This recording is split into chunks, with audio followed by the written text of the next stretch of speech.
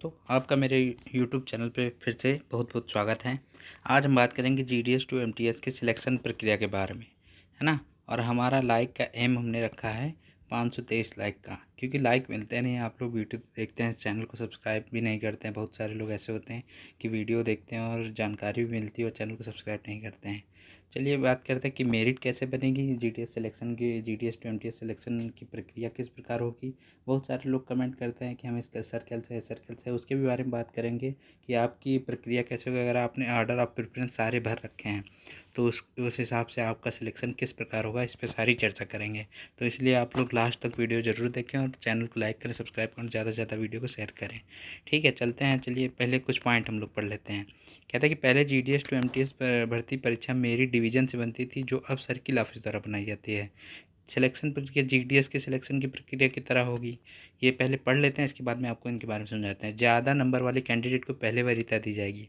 यदि नंबर समान है तो सीनियर को वरीयता दी जाएगी। यदि ज्वाइनिंग भी समान है तो अधिक उम्र वाले को वरीयता दी जाएगी।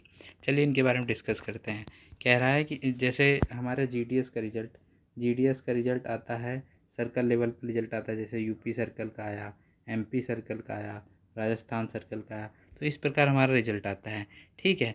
अब अगला पॉइंट कह रहा है कि जैसे मान लो आप जीडीएस में ज्वाइन हो और जीडीएस ने आपने एमटीएस की परीक्षा दी, तो आपके नंबर हैं 86 नंबर आए हैं आपके। तो 86 मान लो हाईएस्ट नंबर है, तो पहले आपको वरीयता दी जाएगी। और मान लो अगर आपसे ज़्यादा किसी के 87 है तो उसको वरीयता दी जाएगी। और अगर आपसे कम किसी के 85 है तो पहले उसको वरीयता दी जाएगी। इस हिसाब से इनको वरीयता दी जाएगी। और मान लो अगर किन्हीं दो कैंडिडेट की अगर 87 इज इक्वल टू 87, मतलब दोनों के 87 नंबर बराबर हैं, तो जो विभाग में पहले ज्वाइन हुआ है उसको वरीयता दी जाएगी, है ना। अगर मान लो दोनों की डेट ऑफ ज्वाइनिंग भी समान है, तो जिसकी उम्र ज़्यादा होगी पहले उसको सिलेक्शन दिया जाएगा। चलिए आते हैं अगले में। बहुत सारे लोग पूछते हैं कि हमारे नंबर इतने हैं, 96 हैं या 88 हैं या 64 हैं या 33 हैं, तो हमारा सिलेक्शन होगा या नहीं होगा। तो चलिए इस विषय में बात करते हैं कि आपका सिलेक्शन होगा। यदि मान लो आपके सर्किल में है 500 वैकेंसी, ठीक है, 500 वैकेंसी है और मान लो पेपर में बैठा है लड़का 3000 लड़का बैठा है, 500 वैकेंसी है, तो जिन 500 लोगों के नंबर रहेंगे ज़्यादा वरीयता तो उनके दी जाएगी। लेकिन इस पे आपकी ऑर्डर ऑफ प्रेफरेंस मायने रखती है। ऑर्डर ऑफ प्रेफरेंस जैसे मान लो हमारे पास 3 शहर हैं। हमारा पहला शहर है लखनऊ, ठीक, दूसरा हो गया हमारा कानपुर, तीसरा हो गया रायबरेली। तो इनमें से मान लो हमारे पास 3 शहर हैं, तो 3 शहर में मान लो किसी ने तीनों डिवीज़न सेलेक्ट किए हैं, तो ठीक है। तो इसमें से मान लो उसके नंबर मान लो इस डिवीज़न के लिए 86 नहीं है, लेकिन इस डिवीज़न पे 86 क्वालिफाई कर रहा था, उसका सिलेक्शन इस डिवीज़न पे हो जाएगा।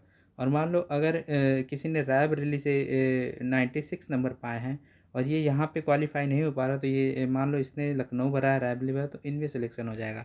चलिए अब अगले पॉइंट पे बात करते हैं कि अगर आपने मान लो सारे डिवीज़न भर रखे हैं, जैसे यूपी सर्कल में 67 डिवीज़न थे इस बार, 67 प्रेफरेंस भरने का ऑप्शन था। और जिसने 67 भर रखी हैं, तो 67 में मान लो कहीं पे भी अगर उसके नंबर कम भी हैं, मान लो पासिंग मार्क्स मान लो जैसे 38 है, तो 38 भी नंबर है, तो तब तक ना घबराएं जब तक रिजल्ट नहीं आ जाता है। और रिजल्ट आने के बाद भी अगर सेकेंडरी लिस्ट जारी होती है तो उसका भी वेट करें, है ना। अगर आप पासिंग मार्क्स के अंदर हैं और पहली चीज़ है कि अगर आपने सारे डिवीज़न भर रखे हैं तो सारे डिवीज़न आपको भरने ही भरने हैं, है ना। कभी भी फॉर्म भरें तो आपको जैसे 67 डिवीज़न है तो 67 डिवीज़न भरने थे, है ना। अगर मान लो आपने नहीं भरे तो इससे आपका नुकसान हो जाता है। यदि एक ही डिवीज़न भरा, मान लो यदि आपने डिवीज़न भरा एक और उसकी हाईएस्ट मेरिट चली गई 96 और आपके नंबर हैं 86, तो आपका सिलेक्शन नहीं होगा, है ना। इस बात को आप लोग समझ रहे होंगे कि जिसके हाईएस्ट होंगे उसको ही दिया जाएगा।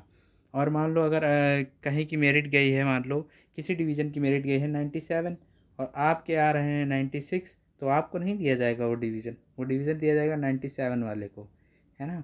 तो इसीलिए आपको सारे ऑर्डर ऑफ प्रेफरेंस में 1 2 3 करके जितने भी डिवीज़न है सारी प्रेफरेंस भरना है। बाद में आपको उसके बारे में सोचना है कि हमको ये डिवीज़न लेना है या नहीं लेना है ना। और उसके बाद में बहुत सारे लोग पूछते हैं कि मैं यूआर से हूँ, मैं ईडब्ल्यूएस से हूँ, मैं एससी से हूँ और मैं एसटी से हूँ।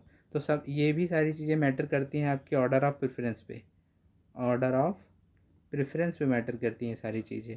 तो यदि आपने ऑर्डर ऑफ प्रेफरेंस सारी दे रखी हैं तो आप लोग फाइनल रिजल्ट का वेट करिए और मिलते हैं नेक्स्ट वीडियो में। तब तक हमारे चैनल को लाइक करें और सब्सक्राइब करें, है ना। और अगर जानकारी इन्फॉर्मेटिव लगती है तो चैनल को शेयर भी करें। ठीक है, मिलते हैं नेक्स्ट वीडियो में, तब तक